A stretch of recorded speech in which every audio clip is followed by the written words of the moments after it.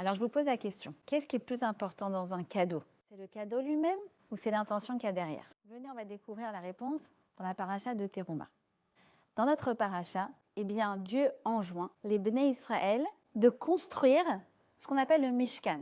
Le Mishkan, c'est comme, si vous voulez, une synagogue, un temple portatif qui accompagnait les Bnei Israël dans le désert. Et il va demander aux Bnei Israël de donner de leurs matériaux, puisqu'ils avaient des matériaux qu'ils avaient ramassés en quittant l'Égypte, donc de l'or, de l'argent, du cuivre, des pierres précieuses, de donner chacun ce qu'il veut pour la construction du Mishkan. Alors les Bnei Israël ont accouru pour donner leurs plus beaux matériaux pour la construction du Mishkan. Et le Rav Shimshon Raphaël Hirsch nous fait remarquer qu'un don dans notre paracha se dit teruma. Teruma, c'est un don. Et c'est à rapprocher du mot leitromem, qui veut dire s'élever. En fait, lorsque les Bnei Israël ont donné leurs matériaux, ils l'ont donné tellement de bon cœur que ça a élevé tout le matériel et donc ce matériel était apte à venir réceptionner la présence divine au sein du Mishkan.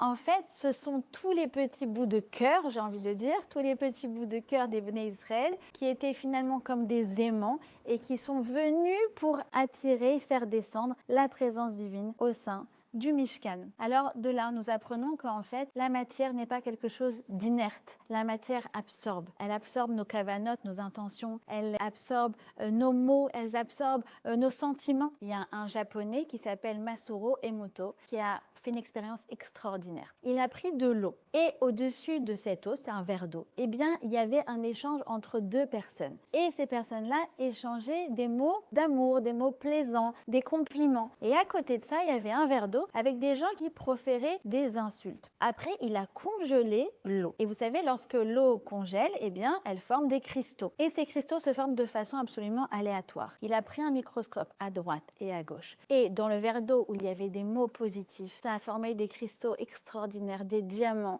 on aurait dit des pierres précieuses justement. Et à côté, si vous voyez l'expérience, eh bien, vous allez voir des cristaux qui sont absolument hideux. Et bien de là, nous apprenons qu'en fait, la matière absorbe nos intentions. Alors en fait, finalement, quand on offre un cadeau, il y a le cadeau effectivement et il y a l'intention. Le cadeau est important en lui-même. Je ne dis pas qu'il faut offrir voilà, rien du tout parce que finalement, il n'y a que la kavana qui l'emporte. Mais en fait, la matière, elle va venir être habitée par l'intention et c'est ça qui va faire vraiment la beauté du cadeau. Puisqu'en fait, ce cadeau va devenir une passerelle entre le cœur de la personne qui donne et le cœur de la personne qui reçoit. Une fois, on m'a fait un cadeau. Une personne que je connaissais à peine, qui habitait d'ailleurs en France et qui m'a offert pour une naissance un doudou pour ma fille. J'étais hyper touchée parce que je la connaissais à peine. Et bien, figurez-vous, j'étais tellement touchée que par un effet incroyable, et ben ma fille jusqu'à présent, c'est son doudou préféré. Voilà, donc vous voyez à quel point finalement quand on met son cœur dans quelque chose, eh bien les choses restent, les choses perdurent et les choses ont du sens.